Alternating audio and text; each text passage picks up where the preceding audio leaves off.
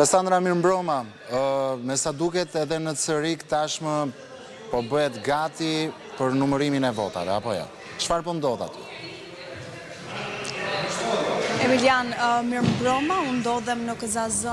numër 47, që është e vetmja në bashkinë e Cërikut, sekundër edhe mund të shihni pas krave të mi çdo gjë po bëhet gati për të nisur nga numërimi i votave dhe sekundër edhe më është konfirmuar ky proces numërimi votash pritet të nisë në orën 23. Megjithatë,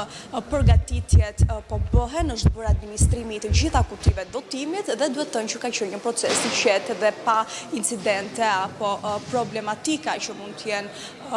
raportuar dhe edhe nga vëzhgimi jon në terren kemi parë një proces të qetë votimi dhe po ashtu edhe administrimi i të gjitha kutive të votimit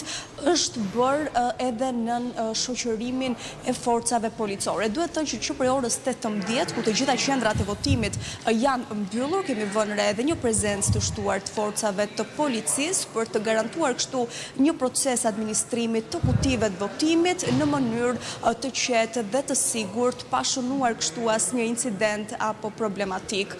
Duhet thënë Emilian fakt që procesi i votimit në bashkinë e Cërrikut dhe në të gjitha njësitë administrative të saj ka qenë një proces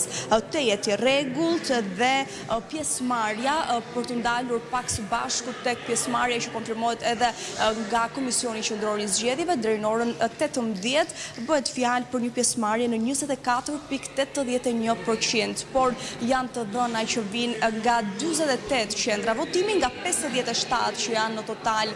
në bashkinë e Cërrikut, pra pritet që kjo shifër të përditësohet nga momenti në moment, që në mënyrë që të kemi edhe një rezultat të saktë të gjithë pjesëmarrjes në të gjitha 57 qendrat e votimit në bashkinë e Cërrikut. Por ajo që mund të themi në mënyrë të saktë dhe me bindje është që kemi një pjesëmarrje shumë më të ulët krahasuar me zgjedhjet e 14 majit 2023-shit, ku pjesëmarrja e qytetarëve në zgjedhjet vendore ka qenë në vlerën e 33%, ndërkohë që sot në këto zgjedhje të pjesëme lokal flasim për një përqindje me 24.81%. Për